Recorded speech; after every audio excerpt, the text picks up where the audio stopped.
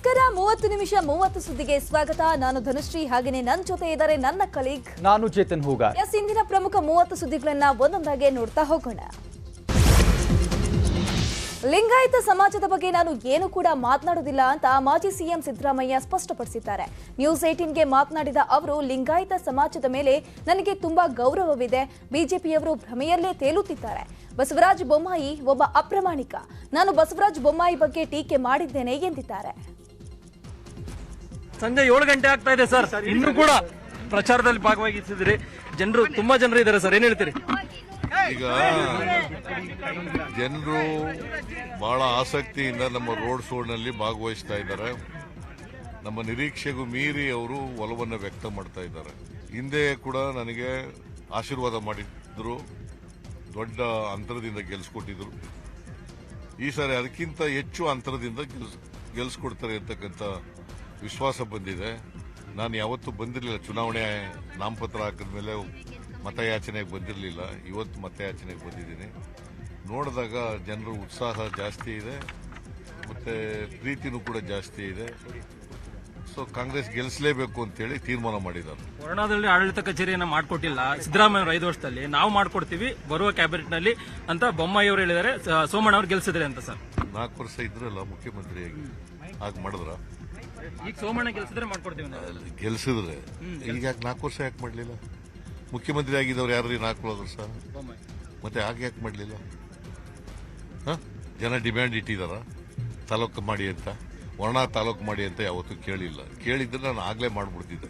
ಸಿದ್ದರಾಮಯ್ಯ ಸೋಲ್ಸೋದು ಒಂದ್ ಕಡೆ ಸರ್, ಆದ್ರೆ ಕ್ಷೇತ್ರದಲ್ಲಿ ಕಟ್ಟಾಕ್ಬೇಕು ಅನ್ನುವಂತ ಬಿಜೆಪಿ ತಂತ್ರಗಾರ ಸಫಲ ಆಗ್ತಿದ್ಯಾ? ಹೆಚ್ಚೆಚ್ಚು ಪ್ರಚಾರವನ್ನು ಇಲ್ಲೇ ಮಾಡಿಸ್ತಿದ್ದಾರೆ, ಬೇರೆ ಕಡೆ ಹೋಗಬಾರ್ದು ಅಂತ. ಭ್ರಮಾಲೋಕದಲ್ಲಿದ್ದಾರೆ, ಅವರ ಪ್ರಯತ್ನ ವಿಫಲ ಆಗ್ತದೆ.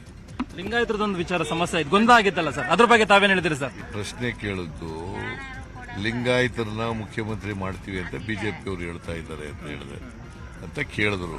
ನಾನು ಹೇಳಿದ್ರೆ ಲಿಂಗಾಯತರಲ್ಲಿ ಅನೇಕ ಜನ ಪ್ರಾಮಾಣಿಕರಿದ್ರು, ಆದರೆ ಬಸವರಾಜ ಬೊಮ್ಮಾಯಿ ಮಾತ್ರ ಅಪ್ರಾಮಾಣಿಕ ಆಗ್ಬಿಟ್ಟವನೇ ಅಂತ ಹೇಳಿದೆ. ನಾನು ಲಿಂಗಾಯತರೆಲ್ಲ ಅಪ್ರಾಮಾಣಿಕರು ಅಂತ ಹೇಳಲಿಲ್ಲ.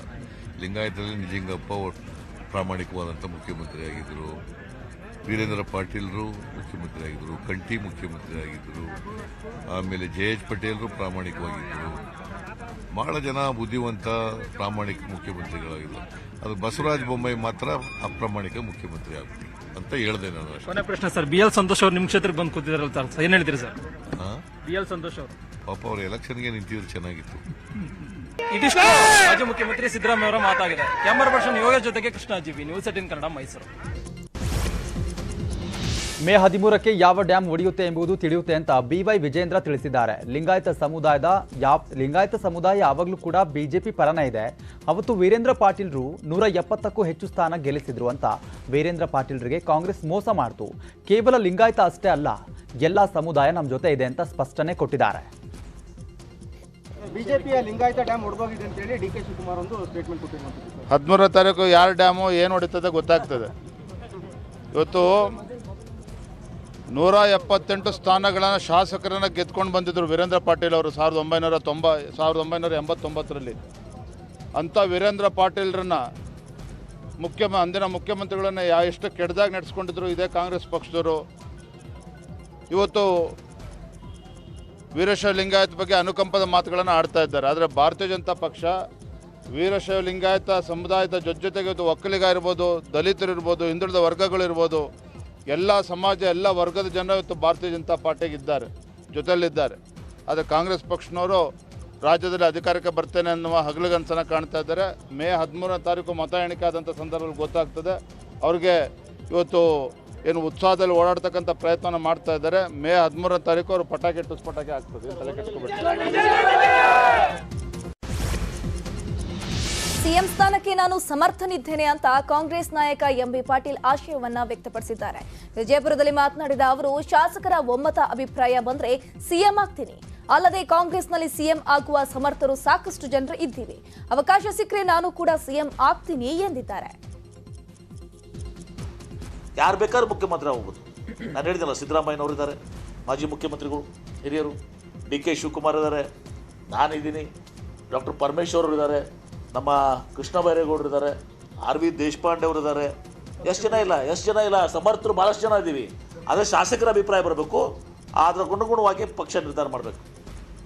ಆದರೆ ನಾನು ಸಮರ್ಥ ಇದ್ದೀನಿ, ಮುಖ್ಯಮಂತ್ರಿ ಆಗಲಿಕ್ಕೆ ನನಗೂ ಸಮರ್ಥನಾಗಿದ್ದೀನಿ. ನಾನು ನೀರಾವರಿ 5 ವರ್ಷ ಸಮರ್ಥವಾಗಿ ನಡೆಸಿದ್ದೀನಿ. ಗೃಹ ಸಚಿವರಾಗಿ ಅನುಭವ ಇದೆ. ಶಾಸಕರು ಬಯಸಿದ್ರೆ, ಪಕ್ಷ ಬಯಸಿದ್ರೆ, ಹೈಕಮಾಂಡ್ ಬಯಸಿದ್ರೆ ನಾನು ಕೂಡ ಮುಖ್ಯಮಂತ್ರಿ ಆಗ್ತೀನಿ. ಎಚ್ ಡಿ ರೇವಣ್ಣ ನನ್ನನ್ನು ಬೆಳೆಸಿಲ್ಲ, ನಾನೇ ರಾಜಕೀಯವಾಗಿ ಬೆಳೆದೆ ಅಂತ KM ಶಿವಲಿಂಗೇಗೌಡ ವಾಗ್ದಾಳಿಯನ್ನ ಮಾಡಿದ್ದಾರೆ. ಜೆಡಿಎಸ್ಗೆ 13,000 ಮತ ಬರ್ತಾ ಇದ್ದಿದ್ದು ತೆಗೆದು ನೋಡಿ. 2 ಸಾರಿ ಜೆಡಿಎಸ್ಗೆ 21,000 ವೋಟ್ ಬಂದಿತ್ತು. ನಾನು ನಿಂತಾಗಲೇ 80,000 ವೋಟ್ ಬಂದಿದ್ದು, ಅದು ಹೇಗೆ ಅಂತ ಪ್ರಶ್ನೆ ಮಾಡಿದ್ದಾರೆ. ನಾನೇನು ಗೌಡ್ರ ಮಗ ಅಲ್ಲ, ಸಾಮಾನ್ಯ ಹಳ್ಳಿ ರೈತನ ಮಗ ಅಂತ ಹೇಳಿದ್ದಾರೆ. ರೇವಣ್ಣವರು ಏಕವಚನದಲ್ಲಿ ಏನೇನೋ ಹೇಳಿದ್ದಾರೆ. ಕಳ್ಳನ್ ಬೆಳೆಸ್ಬಿಟ್ಟು ಏನು ಇವ್ರು ಬೆಳೆಸಿರೋದು, ಏನು ಬೆಳೆಸಿದ್ದಾರೆ? ನಾನು ಬೆಳ್ಕೊಂಡಿದ್ದೀನಿ, ನನಗೆ ಗೊತ್ತಿದೆ ಏನಂತ ಬೆಳೆದಿದ್ದೀನಿ. ಈ ಕ್ಷೇತ್ರ ಜನಕ್ಕೆ ಗೊತ್ತಾಗುತ್ತೆ. ಮೊದಲೆಷ್ಟು ಬರ್ತದ್ದೋ JDSಗೆ, ಎಷ್ಟು ಬಂದದ್ದೋ 13,000 ಬಂದದ್ದು, ತೆಗೆದು ನೋಡಲಿ. 2 ಸಾರಿನೂ JDS ಕ್ಯಾಂಡಿಡೇಟ್ ಬಂದಿರೋದು 21,000 ವೋಟು. 2 ಸಾರಿ ಇಲ್ವೇ? ನಾನು ನಿಂತಾಗಲೇ 75,000 ವೋಟ್ ಬಂದದ್ದು. ಅದೇಂಗೆ ಬಂದ್ಬಿಟ್ಟು ಮೂರು ವರ್ಷಕ್ಕೆ ಹೆಚ್ಚಾದ್ವಲ್ಲ. ಹೆಂಗೆ ಬಂದ ನನಗೆ ಓಟು ತಿಳ್ಕೋಬೇಕು.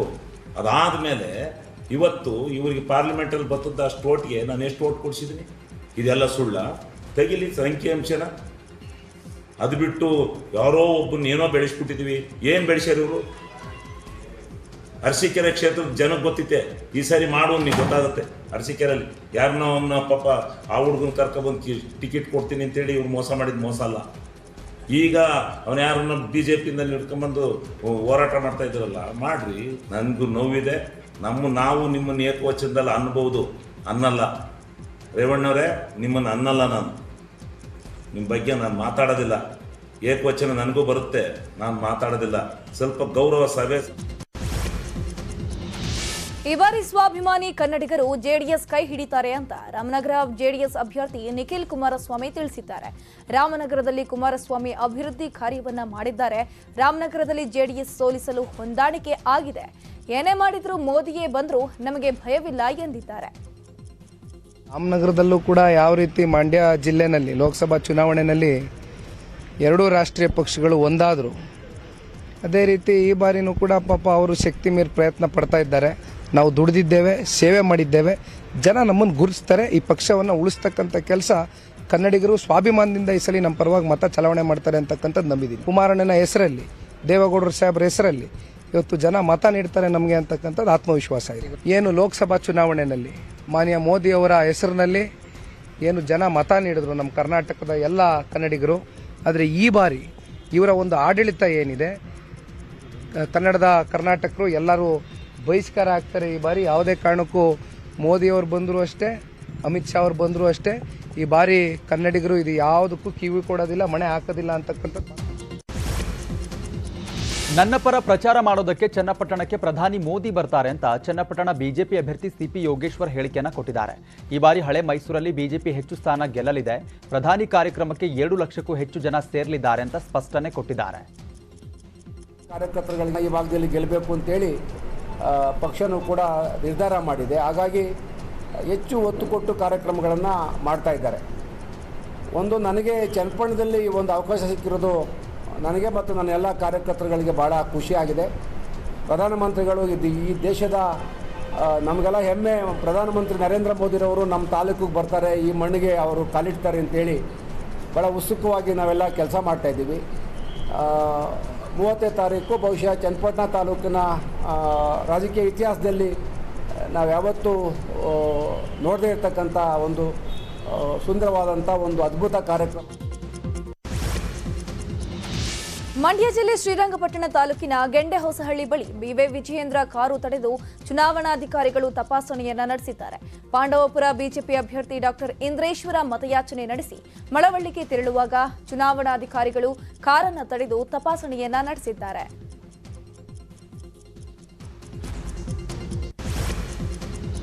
ಚಾಮರಾಜನಗರದ ವಿಧಾನಸಭಾ ಕ್ಷೇತ್ರದಲ್ಲಿ ಸಚಿವ ವಿ ಸೋಮಣ್ಣ ಭರ್ಜರಿ ಪ್ರಚಾರವನ್ನ ಮಾಡಿದ್ರು. ಉರಿ ಬಿಸಿಲನ್ನು ಲೆಕ್ಕಿಸದೆ ದೊಡ್ಡರಾಯಪೇಟೆ, ಬೂದಿತಿಟ್ಟು, ಕುಡ್ಲೂರು, ಆಲೂರು ಗ್ರಾಮದಲ್ಲಿ ರೋಡ್ ಶೋನ ಮಾಡಿದ್ರು. ಪೇಪರ್ ಬ್ಲಾಸ್ಟಿಂಗ್, ಪಟಾಕಿ ಸಿಡಿಸುವ ಮೂಲಕ ಸೋಮಣ್ಣ ಅವರಿಗೆ ಸ್ವಾಗತವನ್ನ ಕೋರಲಾಯಿತು. ಎಲ್ಲದನ್ನೆಲ್ಲ 100 ಬಾರಿ ಹೇಳಿದ್ರು ಕೂಡ ಅದು ಸುಳ್ಳೆ. ಸಿದ್ದರಾಮಯ್ಯನವರೇ ಹತಾಶರಾಗಬೇಡಿ ಅಂತ ವಿ ಸೋಮಣ್ಣ ತಿರುಗೇಟನ್ನ ಕೊಟ್ಟಿದ್ದಾರೆ. ನೀವು ಕೆಲಸ ಮಾಡಿದ್ರೆ ಜನ ಕೈ ಬಿಡಲ್ಲ, ನಿಮ್ಮ ಆರೋಪ ನೋಡಿದ್ರೆ ಜನ ಈಗಲೇ ನಿಮ್ಮನ್ನ ಕೈ ಬಿಟ್ಟಿದ್ದಾರೆ ಅಂತ ವಾಗ್ದಾಳಿಯನ್ನ ಮಾಡಿದ್ದಾರೆ. ಇಲ್ಲದನ್ನೆಲ್ಲ 100 ಸಾರಿ ಹೇಳಿದ್ರು ಸುಳ್ಳೆ. ಸಿದ್ದರಾಮಯ್ಯ ಸಾಹೇಬರಿಗೆ ನಾನು ವಿನಂತಿ ಮಾಡ್ತೀನಿ, ಹತಾಶರಾಗಬೇಡಿ. 10ನೇ ತಾರೀಕು ಇನ್ನೂ 17-18 ದಿನ ಇದೆ. ನೀವು ನಿಮ್ಮ ಕೆಲಸ ನೀವು ಮಾಡಿ, ನೀವು ಒಳ್ಳೆ ಕೆಲಸ ಮಾಡಿ, ರಾಜ್ಯಕ್ಕೆ ಏನೆಲ್ಲ ಮಾಡಿದ್ರೆ ಜನ ನಿಮ್ಮನ್ನು ಕೈ ಬಿಡೋಲ್ರು.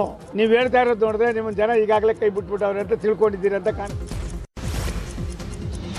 ಸವದತ್ತಿ ಬಿಜೆಪಿ ಅಭ್ಯರ್ಥಿ ರತ್ನಾ ಮಾಮನಿ ನಾಮಪತ್ರ ಸ್ವೀಕೃತ ಹಿನ್ನೆಲೆ ನ್ಯೂಸ್ 18 ಜೊತೆ ಮಾತನಾಡಿದ್ದಾರೆ. ಸೋಲು ಭೀತಿ ಹಾಗೂ ದುರುದ್ದೇಶದಿಂದ ನನಗೆ ಕಿರಿಕ್ ನೀಡಲಾಗಿದೆ ಅಂತ ಅವರು ಸ್ಪಷ್ಟಪಡಿಸಿದ್ದಾರೆ. ನಾನು ದಾಖಲೆ ಸರಿಯಾಗಿ ಕೊಟ್ಟಿದ್ದೇನೆ, ಮೇಲಿನಿಂದ ಮೇಲೆ ಈ ರೀತಿಯ ವಿರೋಧ ವ್ಯಕ್ತವಾಗ್ತಿದೆ. ನಮ್ಮ ಕುಟುಂಬ ಹಾಗೂ ಜನರು ನಮ್ಮ ಜೊತೆ ಇದ್ದಾರೆ. ಸೋಲು ಗೆಲುವು ಏನೇ ಇರಲಿ, ದ್ವೇಷದ ರಾಜಕೀಯ ಬೇಡ ಎಂದಿದ್ದಾರೆ. ಸಿಎಂ ಬಸವರಾಜ ಬೊಮ್ಮಾಯಿ ಪತ್ನಿ ಚೆನ್ನಮ್ಮ ಮತ್ತು ಪುತ್ರ ಭರತ್ ಶಿಗ್ಗಾವಿ ಕ್ಷೇತ್ರದಲ್ಲಿ ಹಳ್ಳಿಗಳಲ್ಲಿ ಪ್ರಚಾರವನ್ನ ಮಾಡಿದ್ರು. ಇದೇ ಸಂದರ್ಭದಲ್ಲಿ ನ್ಯೂಸ್ 18 ಜೊತೆ ಮಾತನಾಡಿದ ಅವರು, ಜನರು ಅಭಿವೃದ್ಧಿ ಬಗ್ಗೆ ತುಂಬಾ ಮಾತನಾಡ್ತಿದ್ದಾರೆ. ಬೊಮ್ಮಾಯಿ ಮನೆಯಲ್ಲಿ ರಾಜಕೀಯ ಬಗ್ಗೆ ಚರ್ಚಿಸಲ್ಲ. ಶಿಗ್ಗಾವಿ ಸಮಡೂರಿನ ಜನರ ಪ್ರೀತಿಯನ್ನ ನೆನೆಯುತ್ತಾರೆ. ಮಗ ಉದ್ಯಮಿಯಾಗ್ಲಿ, ರಾಜಕೀಯಕ್ಕೆ ಬರೋದು ಬೇಡ ಅಂತ ಹೇಳಿದ್ದಾರೆ. ರೆಸ್ಪಾನ್ಸ್ ತುಂಬ ಚೆನ್ನಾಗಿದೆ. ಎಲ್ಲ ಹೆಣ್ಣುಮಕ್ಕಳು ತುಂಬ ಖುಷಿಯಾಗಿ ಮಾತಾಡ್ತಾ ಇದ್ದಾರೆ. ಎಲ್ಲ ಅಭಿವೃದ್ಧಿ ಆಗಿದೆ, ಅಭಿವೃದ್ಧಿ ಬಗ್ಗೆ ಎಲ್ಲರೂ ಹೇಳ್ತಾ ಇದ್ದಾರೆ. ತುಂಬ ಅಭಿವೃದ್ಧಿ ಮಾಡಿದ್ದಾರೆ ಅಂತಲೂ ಹೇಳ್ತಾ ಇದ್ದಾರೆ. ಅವರು ಈಗ ನಾವು ಗಾರ್ಮೆಂಟ್ ಇದು ಮಾಡಿದ್ದೀವಿ, ಆ ಹೆಣ್ಣು ಮಕ್ಕಳಿಗೆ ಕೆಲಸ ಕೊಡಿಸ್ತಿದ್ವಿ. ಆ ಕೆಲಸದಿಂದನೂ ತುಂಬ ಖುಷಿಯಾಗಿದ್ದಾರೆ. ಆಮೇಲೆ ಈಗ ಸ್ವ ಉದ್ಯೋಗದ ಸಲುವಾಗಿ ಯೋಜನೆಗಳು ಮಾಡಿದ್ದಾರೆ.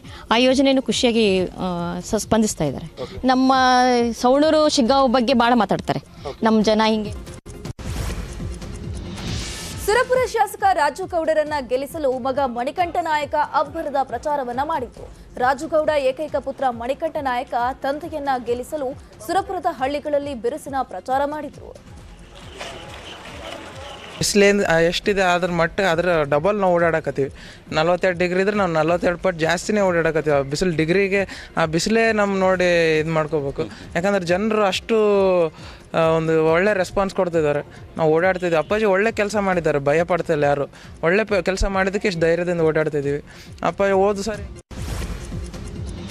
ನಿನ್ನೆ ಅಮಿತ್ ಶಾ ಜೊತೆ ಚುನಾವಣೆ ಬಗ್ಗೆ ಸುದೀರ್ಘ ಚರ್ಚೆ ಮಾಡಿದ್ದೇವೆ ಅಂತ ಮಾಜಿ ಸಿಎಂ ಬಿಎಸ್ ಯಡಿಯೂರಪ್ಪ ಅವರು ಹೇಳಿಕೆಯನ್ನು ಕೊಟ್ಟಿದ್ದಾರೆ. ರಾಜ್ಯಕ್ಕೆ ಹೆಚ್ಚಾಗಿ ಪ್ರಧಾನಿ ಮೋದಿ, ಅಮಿತ್ ಶಾ, ನಡ್ಡಾ ಬರ್ತಾರೆ.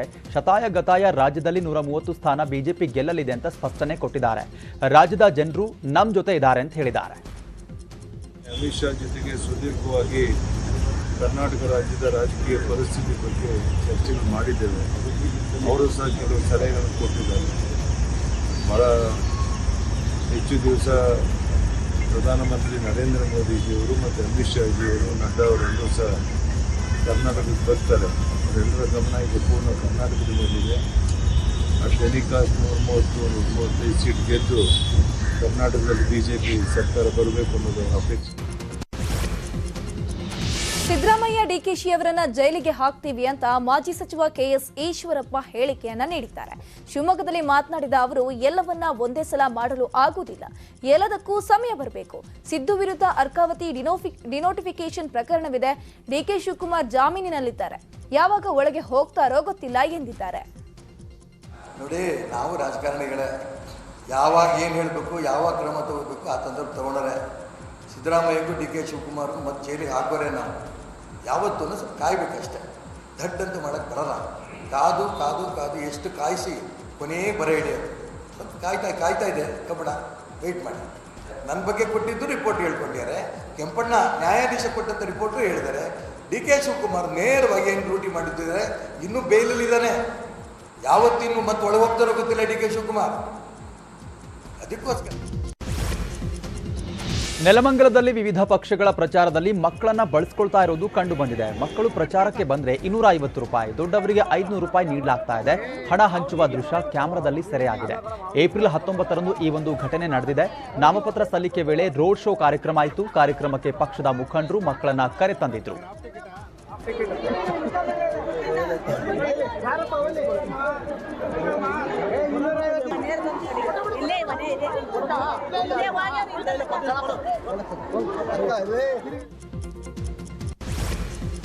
ಹಳಿಯಾಳದ ಈದ್ಗಾ ಮೈದಾನದಲ್ಲಿ ಕಾಂಗ್ರೆಸ್ ಅಭ್ಯರ್ಥಿ ಆರ್ವಿ ದೇಶಪಾಂಡೆ ಎದುರಲ್ಲೇ ಗಲಾಟೆಯೊಂದು ನಡೆದಿದೆ. ರಂಜಾನ್ ಶುಭಾಶಯ ಕೋರಲು ದೇಶಪಾಂಡೆ ಈದ್ಗಾ ಮೈದಾನಕ್ಕೆ ಬಂದಿದ್ರು. ಆದರೆ ರಾಜಕೀಯ ಅಭ್ಯರ್ಥಿ ಎಂಟ್ರಿ ಕೊಟ್ಟಿದ್ದಕ್ಕೆ ಮಸೀದಿ ಸಮಿತಿ ಸದಸ್ಯರು ಅಡ್ಡಿಪಡಿಸಿದ್ರು. ನೀತಿ ಸಂಹಿತೆ ಇರೋದ್ರಿಂದ ದೇಶಪಾಂಡೆ ಚುನಾವಣಾ ಭಾಷಣ ಮಾಡ್ತಾರೆಂದು ಮಸೀದಿ ಸಮಿತಿ ಸದಸ್ಯರು ಮೈಕ್ ಕಿತ್ತುಕೊಳ್ಳಲು ಯತ್ನಿಸಿದ್ರು.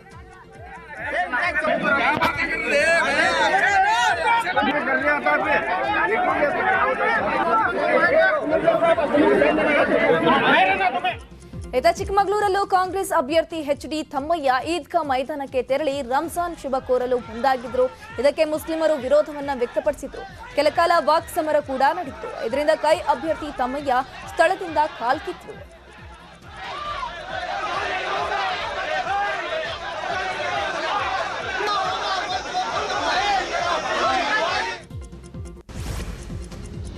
ಎಲೆಕ್ಷನ್ ಹತ್ತಿರವಾಗ್ತಿದ್ದಂತೆ ರಾಜಕೀಯ ನಾಯಕರ ಆರೋಪ ಪ್ರತ್ಯಾರೋಪ ಜೋರಾಗ್ತಾ ಇದೆ. ಕೇಂದ್ರ ಸಚಿವ ಶೋಭಾ ಕರಂದ್ಲಾಜೆ ಕುರಿತು ಡಿಕೆ ಶಿವಕುಮಾರ್ ಸ್ಫೋಟಕ ಆರೋಪ ಮಾಡಿದ್ದಾರೆ. ಮಾಜಿ ಸಿಎಂ ಯಡಿಯೂರಪ್ಪ ಅವರನ್ನ ಮುಗಿಸಲು ಶೋಭಾ ಮುಂದಾಗಿದ್ದಾರೆ. ಇದಕ್ಕೆ ಬಿಜೆಪಿ ನಾಯಕರು ಜೊತೆ ಸೇರಿ ಷಡ್ಯಂತ್ರವನ್ನ ಹೆಣೆದಿದ್ದಾರೆ. ಶೀಘ್ರದಲ್ಲಿ ಈ ಕುರಿತು ಸಾಕ್ಷ್ಯ ಕೊಡ್ತೀನಿ ಅಂತ ಕೆಪಿಸಿಸಿ ಅಧ್ಯಕ್ಷ ಡಿಕೆ ಶಿವಕುಮಾರ್ ಬಾಂಬ್ ಸಿಡಿಸಿದ್ದಾರೆ.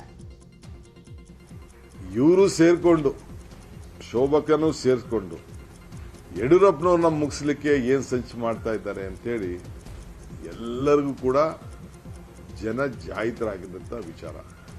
ಯಾರನ್ನ ಮುಗಿಸ್ಲಿಕ್ಕೆ ಪ್ರಯತ್ನ ಮಾಡೋದು ಅಂತ ಜಗದೀಶ್ ಶೆಟ್ಟರ್ ಅವರು ಹೇಳಿದ್ದಾರೆ, ಸೌದಿ ಅವರು ಸಾಕ್ಷಿ ಕೊಟ್ಟಿದ್ದಾರೆ, ಇನ್ನು ಅನೇಕ ನಾಯಕರುಗಳು ಸಾಕ್ಷಿಯನ್ನ ಕೊಡ್ತಾ ಇದ್ದಾರೆ. ಸದ್ಯ ನಿಮ್ಮ ತಟ್ಟೆಯಲ್ಲಿ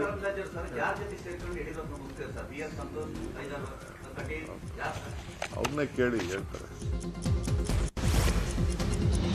ಶೋಭಾ ಕರಂದ್ಲಾಜೆ ಬಿಎಸ್ವೈ ಮುಗಿಸಲು ಪ್ಲಾನ್ ಮಾಡಿದ್ರು ಎಂಬ ಡಿಕೆಶಿ ಹೇಳಿಕೆಗೆ ಬಿವೈ ವಿಜಯೇಂದ್ರ ತಿರುಗೇಟನ್ನ ನೀಡಿದ್ದಾರೆ. ಯಡಿಯೂರಪ್ಪ ಅವರನ್ನ ಮುಗಿಸೋಕೆ ಯಾರಿಂದಲೂ ಸಾಧ್ಯವಿಲ್ಲ. ಬಿಎಸ್ವೈ ಅವರಾಗೆ ಸಿಎಂ ಸ್ಥಾನದಿಂದ ಕೆಳಗೆ ಇಳಿದಿದ್ದಾರೆ. ಈಗಲೂ ಬಿಜೆಪಿನ ಅಧಿಕಾರ ತರೋದಕ್ಕೆ ಹೋರಾಡ್ತಾ ಇದ್ದಾರೆ ಎಂದಿದ್ದಾರೆ.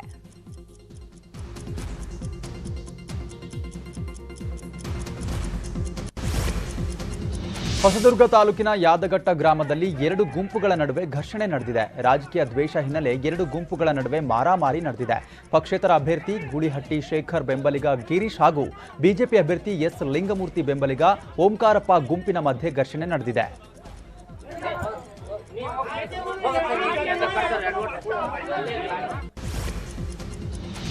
ಚುನಾವಣೆಯ ಹೊಸ್ತಿಲಲ್ಲಿ ಬಿಜೆಪಿ ಅಭ್ಯರ್ಥಿ ಶಶಿಕಲಾ ಜೊಲ್ಲೆಗೆ 2 ನಗರಸಭೆ ಸದಸ್ಯರು ಶಾಕ್ ಕೊಟ್ಟಿದ್ದಾರೆ. ನಿಪ್ಪಾಣಿ ಪಟ್ಟಣದ 2 ಪಕ್ಷೇತರ ನಗರಸಭೆ ಸದಸ್ಯರು ಈ ಹಿಂದೆ ಬಿಜೆಪಿಗೆ ಸೇರ್ಪಡೆಯಾಗಿದ್ರು. ಆದರೆ ಚುನಾವಣೆ ಬರ್ತಿದ್ದಂತೆ ಬಿಜೆಪಿಗೆ ಕೈಕೊಟ್ಟು ಎನ್ಸಿಪಿ ಅಭ್ಯರ್ಥಿ ಉತ್ತಮ್ ಪಾಟೀಲ್ ಪರವಾಗಿ ನಿಂತಿದ್ದಾರೆ.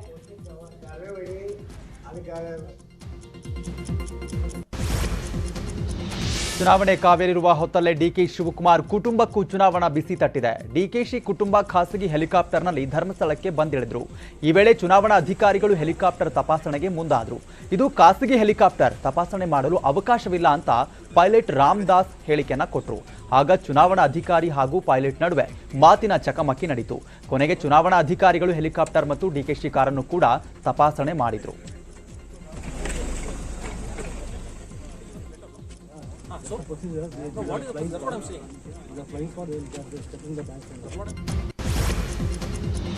ಇನ್ನು ಮುಧೋಳದಲ್ಲಿ ಚುನಾವಣಾಧಿಕಾರಿಗಳು ಭರ್ಜರಿ ಕಾರ್ಯಾಚರಣೆಯನ್ನ ನಡೆಸಿದ್ದಾರೆ. ಮತದಾರರಿಗೆ ಹಂಚಲು ಇಟ್ಟಿದ್ದ 27 ಕೆಜಿ ಬೆಳ್ಳಿ ಹಣತೆಗಳನ್ನ ಜಪ್ತಿ ಮಾಡಿದ್ದಾರೆ. 21 ಲಕ್ಷಕ್ಕೂ ಹೆಚ್ಚು ಮೌಲ್ಯದ ಬೆಳ್ಳಿ ಹಣತೆಗಳ ಮೇಲೆ ಸಚಿವ ನಿರಾಣಿ ಭಾವಚಿತ್ರಗಳಿವೆ. ಈ ಬೆಳ್ಳಿ ಹಣತೆಯನ್ನ ಮುಧೋಳ ನಗರದ ನಿರಾಣಿ ಸಕ್ಕರೆ ಕಾರ್ಖಾನೆಯ ವಸತಿ ಗೃಹಗಳಲ್ಲಿ ಸಂಗ್ರಹಿಸಿಡಲಾಗಿತ್ತು.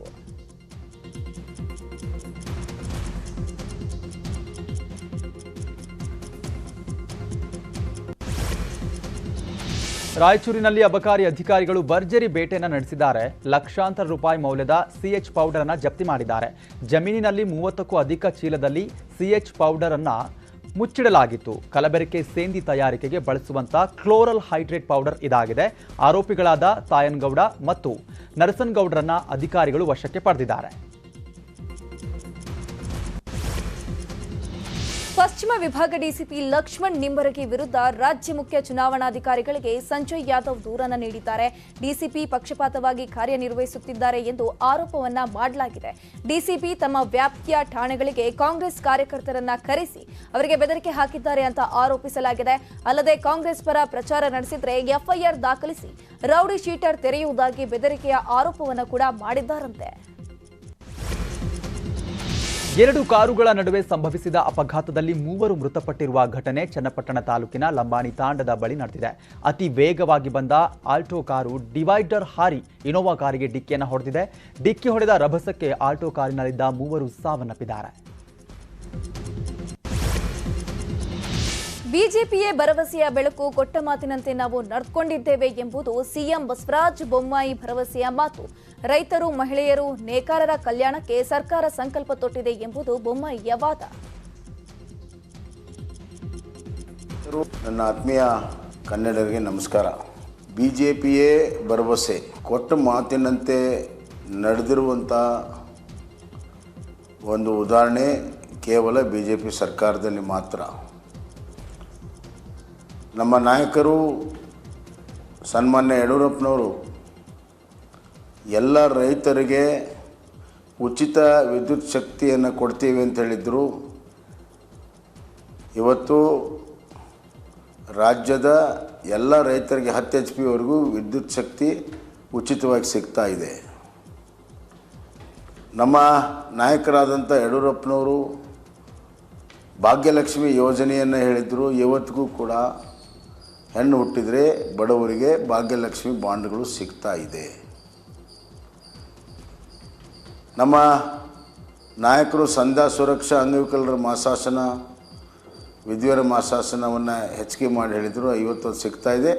ನಾನು ಬಂದ ಮೇಲೆ ಇನ್ನಷ್ಟು ಹೆಚ್ಚಿಗೆ ಮಾಡಿ ಇವತ್ತಿಗೂ DBT ಮುಖಾಂತರ ಸುಮಾರು 60 ಲಕ್ಷಕ್ಕಿಂತ ಹೆಚ್ಚು ಜನರಿಗೆ ಸಿಗ್ತಾ ಇದೆ. ನಮ್ಮ ನೆಚ್ಚಿನ ಪ್ರಧಾನಮಂತ್ರಿ ನರೇಂದ್ರ ಮೋದಿಜಿಯವರ ಕಿಸಾನ್ ಸನ್ಮಾನ್ ಯೋಜನೆ ರಾಜ್ಯದಲ್ಲಿ ಪ್ರತಿ ವರ್ಷ 54,43,000 ರೈತ ಕುಟುಂಬಗಳಿಗೆ ಇವತ್ತು 10,000 ರೂಪಾಯಿ ಪ್ರತಿ ವರ್ಷ ಸಿಗ್ತಾ ಇದೆ. ಕಳೆದ 4 ವರ್ಷದಿಂದ ಒಟ್ಟು. ನಾಳೆ ತುಮಕೂರಿನ ಸಿದ್ಧಗಂಗಾ ಮಠದಲ್ಲಿ ನೂತನ ಉತ್ತರಾಧಿಕಾರಿ ಪಟ್ಟಾಭಿಷೇಕ ಕಾರ್ಯಕ್ರಮ ನಡೆಯಲಿದೆ. ಹೀಗಾಗಿ ಸಿದ್ಧಗಂಗಾ ಮಠಕ್ಕೆ ಬಸವಜಯ ಮೃತ್ಯುಂಜಯ ಸ್ವಾಮೀಜಿ ಭೇಟಿಯನ್ನು ಕೊಟ್ಟಿದ್ದಾರೆ.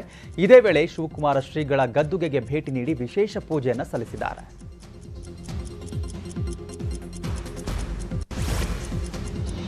ಇನ್ನು ಏಪ್ರಿಲ್ 24, 25ರಂದು ಕೇರಳದಲ್ಲಿ ಮೋದಿ ಪ್ರವಾಸ ಇರುವ ಹಿನ್ನೆಲೆಯಲ್ಲಿ ಪ್ರಧಾನಿ ಮೋದಿಗೆ ಕೇರಳದಲ್ಲಿ ಜೀವ ಬೆದರಿಕೆ ಇರುವ ಬಗ್ಗೆ ಕೇರಳ ಗುಪ್ತಚರ ಇಲಾಖೆ ಮಾಹಿತಿಯನ್ನ ಬಹಿರಂಗಪಡಿಸಿದೆ.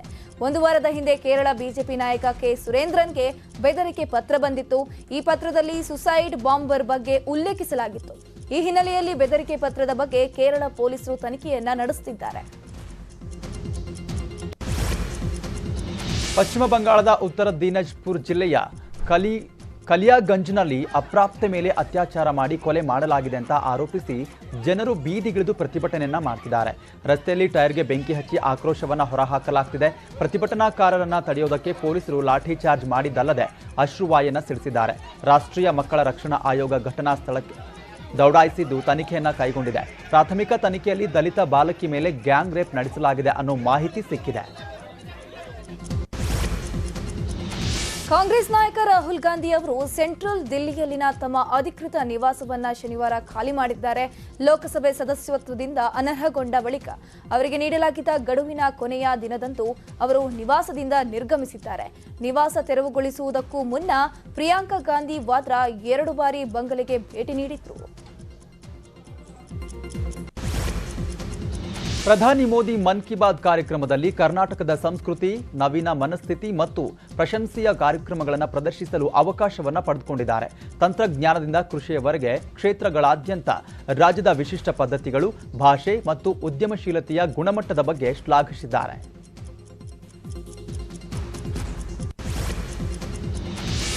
ಇದಾಗಿತ್ತು ಈ ಕ್ಷಣದ ಅಪ್ಡೇಟ್ಸ್. ನೋಡ್ತಾ ಇರಿ ನ್ಯೂಸ್ 18. ಜಾಲ ನಮ್ಮದು, ಬಲ ನಿಮ್ಮದು.